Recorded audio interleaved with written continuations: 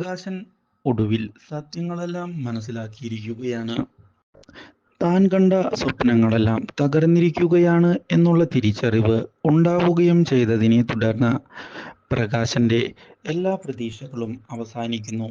ഇതേ തുടർന്ന് പ്രകാശൻ കാർത്തികയെ ചെന്ന് കാണുകയും മകളെ എന്ന് വിളിക്കുകയും ചെയ്തിരിക്കുകയാണ്.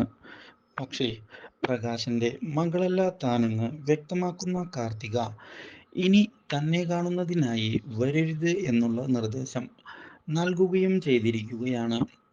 അപ്രതീക്ഷിതമായ ഈ കാര്യം പ്രതീക്ഷകളെല്ലാം തെറ്റിച്ച് കളഞ്ഞിരിക്കുകയാണ് പ്രകാശന്റെ.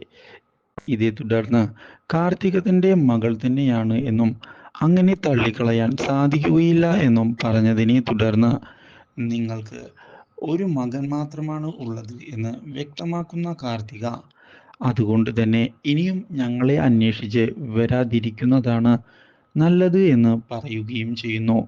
നിങ്ങൾ കല്യാണിയോടും കൂട്ടരോടും ചെയ്തതെല്ലാം കൃത്യമായി തനിക്ക് അറിയാമെന്നും വ്യക്തമാക്കുന്ന കാർത്തിക നിങ്ങൾ ചെയ്തതിനെല്ലാമുള്ള പ്രതിഫലമാണ് ഇപ്പോൾ നിങ്ങൾക്ക് ലഭിച്ചിട്ടുള്ളത് എന്ന് പറയുകയും ചെയ്തിരിക്കുകയാണ്.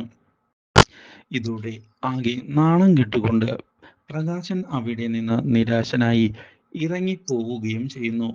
Do like, share and subscribe.